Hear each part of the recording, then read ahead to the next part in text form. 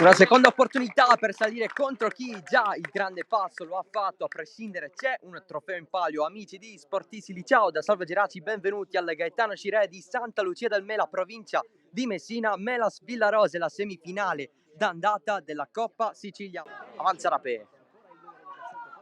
può girare a sinistra ancora Moricaba,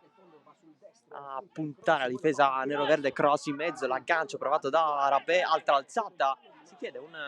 fallo, tocco con la mano, poi conclusione da fuori di Lodico, il pallone sul fondo,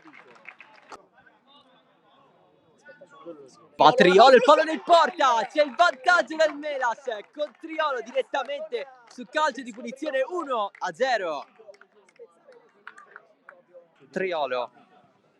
una traiettoria imprendibile per Amico, poi il colpo di Mirko Di Salvo, però finisce sul fondo, parte Mirko Di Salvo, c'è la battuta corta per Triolo, cross dentro, Amico esce contro l'attacco di Torre, il pallone ribalza, Bellin viene acrobazia, finisce fuori, gira dietro da Andrea Di Salvo, il passaggio in verticale, Cordaro, area di rigore, il tiro di Cordaro, pallone sul fondo, intanto c'è il cambio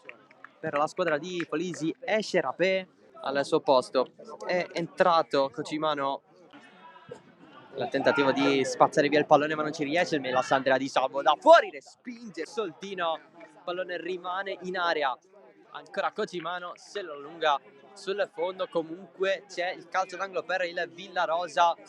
e dunque opportunità dalla bandierina, parte adesso la battuta, salta Cocimano, leva via di testa Simone Currò, la va a prendere Cimino, ancora Cimino, cross dentro l'area, il pallone scorre, finisce in porta, Leandro Cimino casualmente trova il pareggio per il suo Villarosa, è il 23esimo in stagione, 1-1.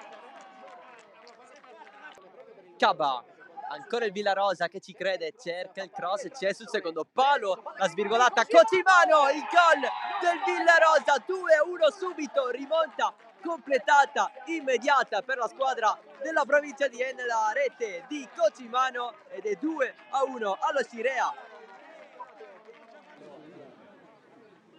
Parte la proposta di Iorio, movimenti e spinto in area di rigore, ma c'è il colpo in porta, c'è il pareggio del Melas. Il gol segnato da Lipari, Amico viene battuto, c'è la rete del Melas che arriva con un altro difensore, 2-2. Parte la battuta di Iorio, pallone in mezzo, colpo di testa sopra la traversa, il tentativo di Torre, Melas a sua volta si è ripreso un po', sfiorando il gol con Torre, triplice fischio da parte dell'arbitro, un bel pareggio, una bella partita tra Melas e Villarosa, 2-2.